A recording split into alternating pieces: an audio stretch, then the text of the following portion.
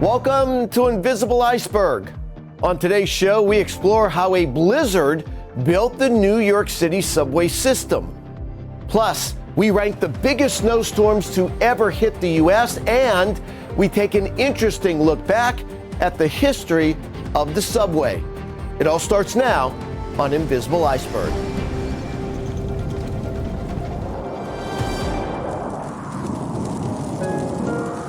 It was one of the most devastating winter storms ever recorded. The blizzard of March of 1888 buried the Northeast cities from Maryland to Maine, creating massive snowdrifts, paralyzing transportation and cutting off communication. With 50-plus inches of snow and hurricane-force winds, this deadly storm left a lasting mark on New York City and history.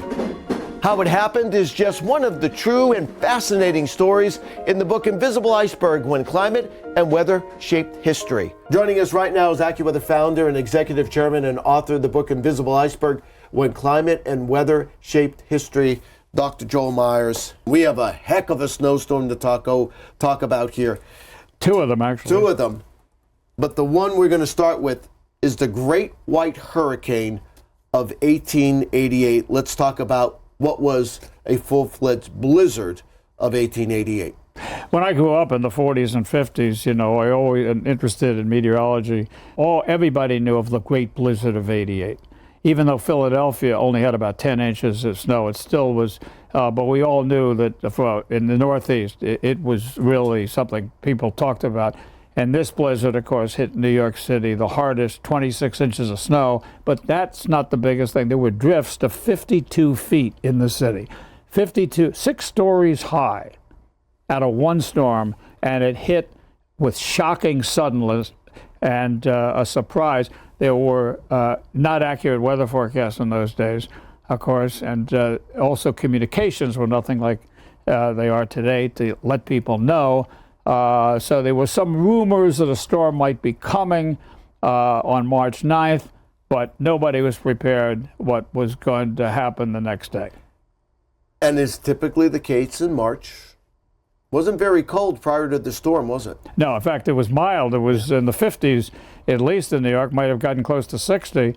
And so, people thought spring was right around the corner, as it was, with the exception of what was going to happen over the next couple of days. And as usual, it's warm.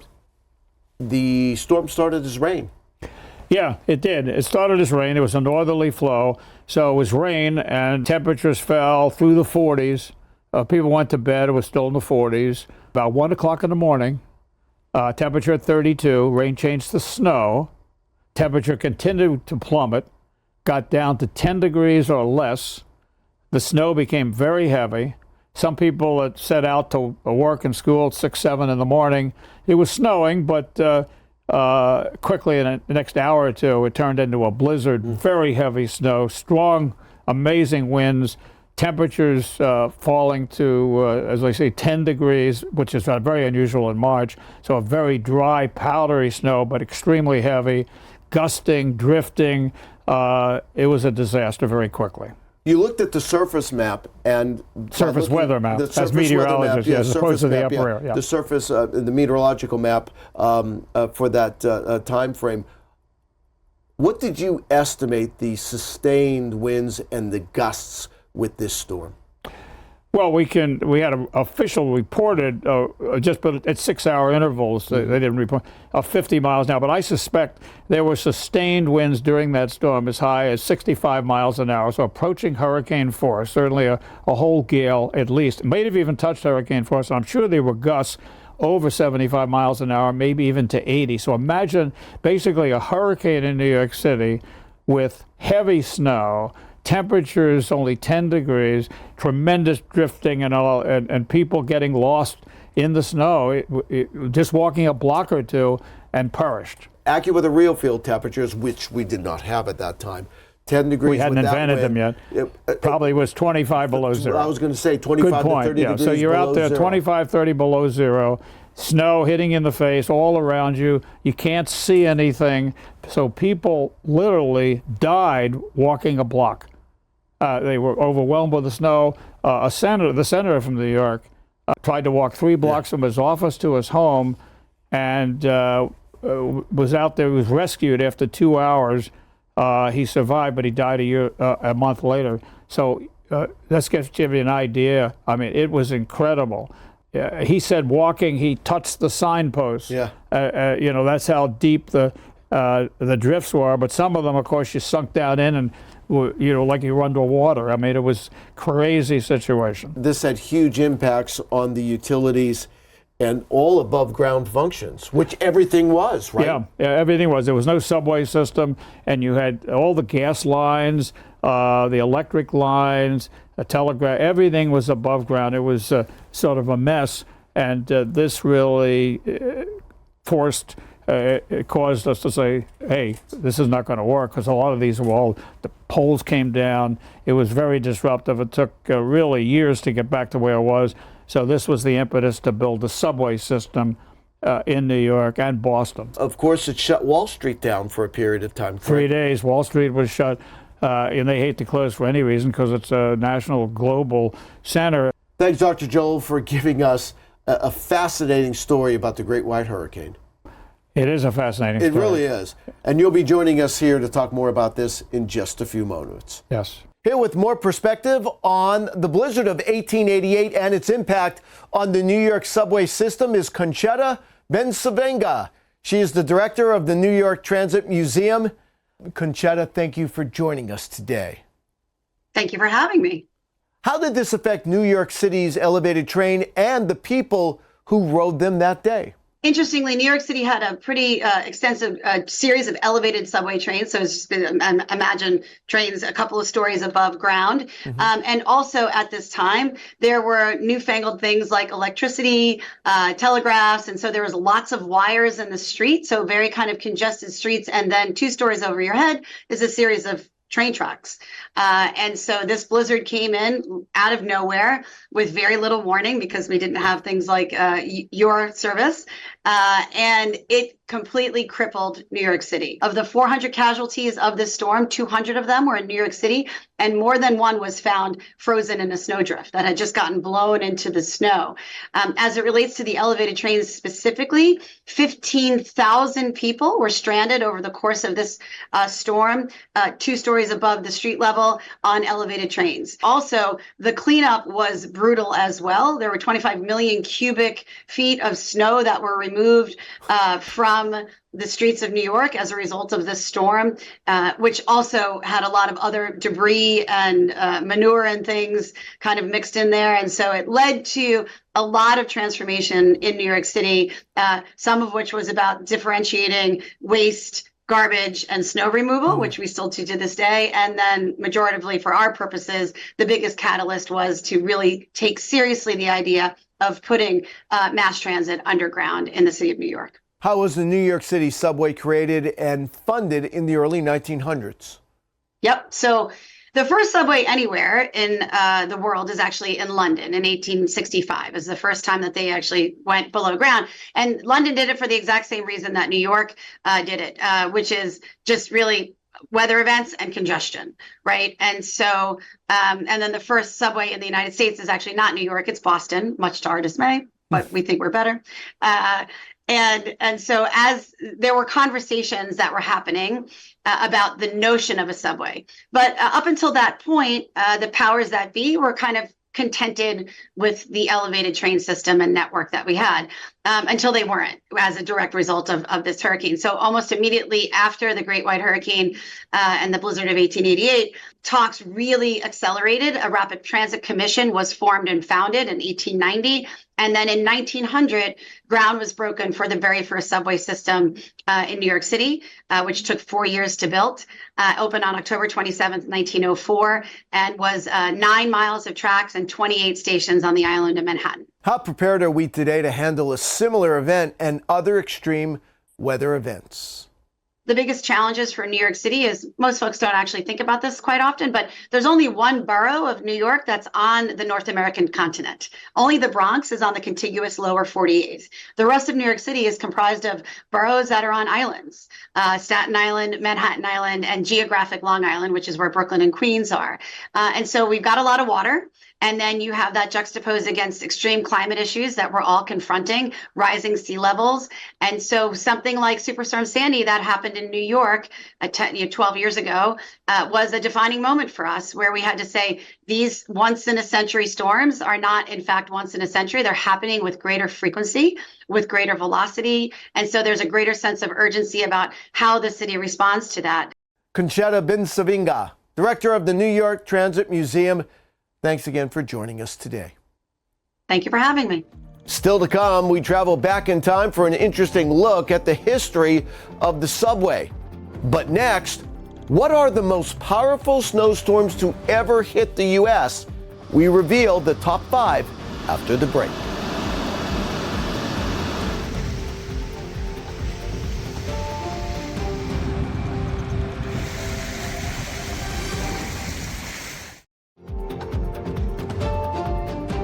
Welcome back to Invisible Iceberg.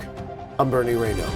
Back with us to talk more about historic winter weather of the past is AccuWeather founder and executive chairman and author of the book Invisible Iceberg, When Climate and Weather Shaped History, Dr. Joel Myers. All right, the Great White Hurricane of 1888. Was it the biggest storm that year? It was one of 2 great storms. There was another one. There was 2 months earlier, on January 12th, I think it was, 1888. It was started out as a relatively mild day across the upper Midwest, the Dakotas, Nebraska, down into Kansas, across Missouri, Iowa, and Minnesota, and so on that area.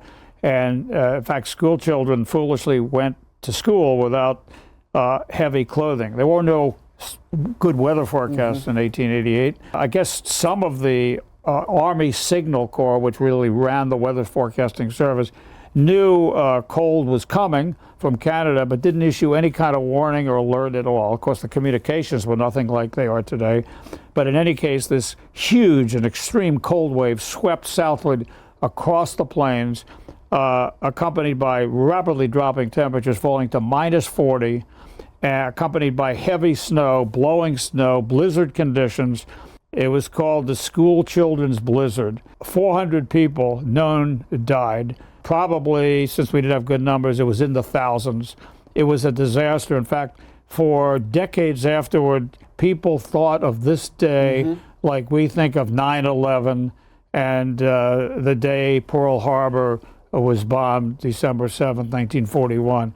This was a day that literally lived in infamy across the Midwest. It was a disaster. People lost family members. So many school children died at the schools or trying to get home. And how did that change weather forecasting in the United States? Well, forecasting, it was called indications. It wasn't even called forecasting by the Army Signal Corps.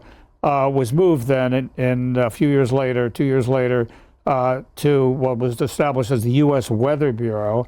And it was put under the Department of Agriculture, and then 50 years later it was moved to under the Department of Commerce, where it is today. After that storm, that fundamentally changed the infrastructure in New York City.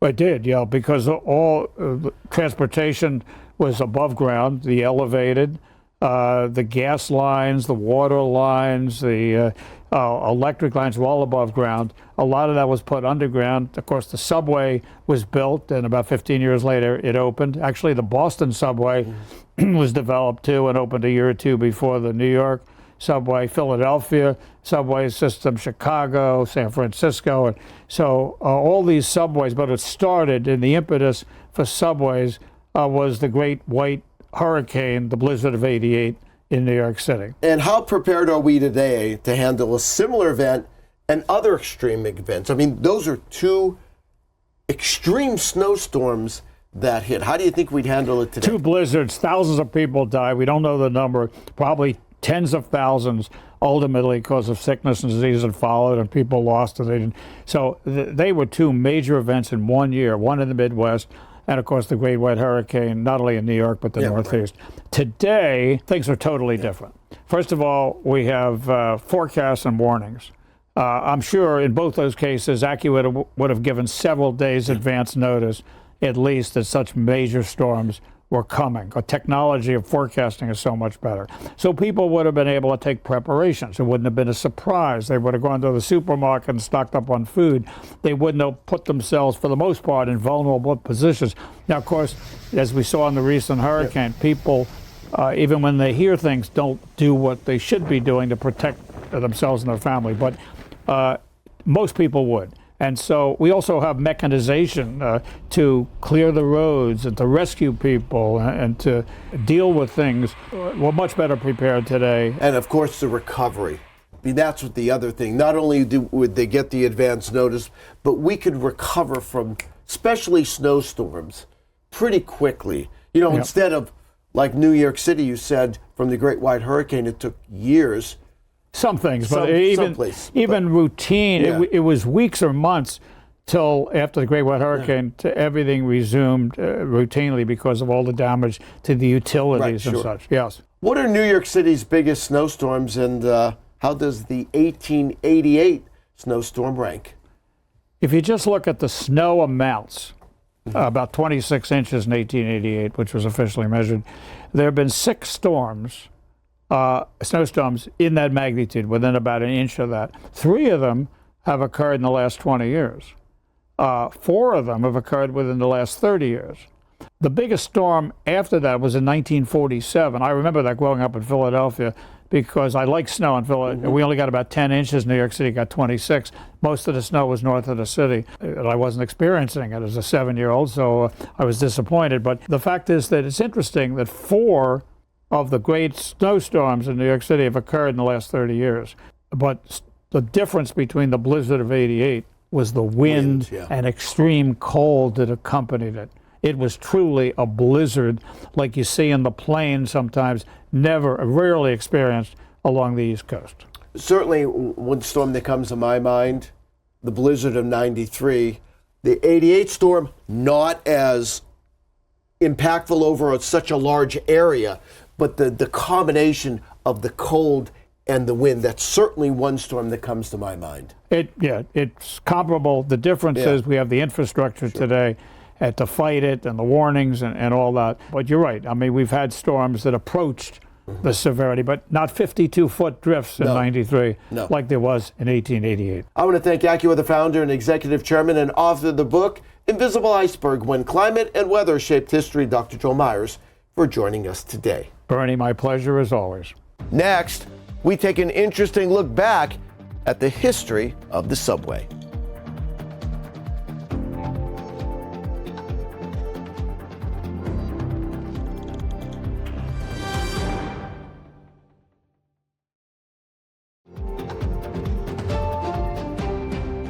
Welcome back to Invisible Iceberg. I'm Bernie Rayno.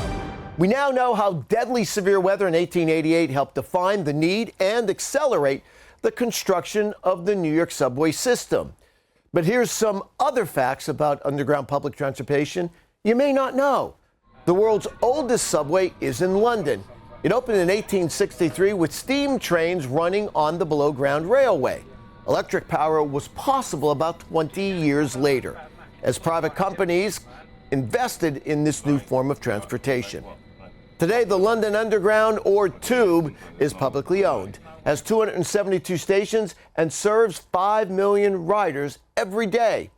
Here in the U.S., the oldest subway system is the T in Boston.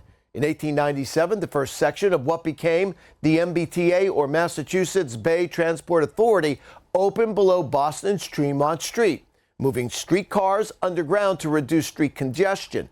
The T expanded to 4 lines, red, orange, blue, and green, and today the MBTA moves about 500,000 Bostonians daily. The most recent U.S. subway expansion is Washington, D.C.'s Metro system. In 2022, the Metro added several new stations to Dulles Airport and other parts of Virginia. D.C.'s Metro is the second busiest rapid transit system in the U.S., behind only the New York subway. That's our show for today. For more information and get your copy of the book Invisible Iceberg, When Climate and Weather Shaped History by Dr. Joel Myers, go to invisibleiceberg.com. If you have a question or comment, send us an email at questions@AccuWeather.com. We look forward to seeing you next time.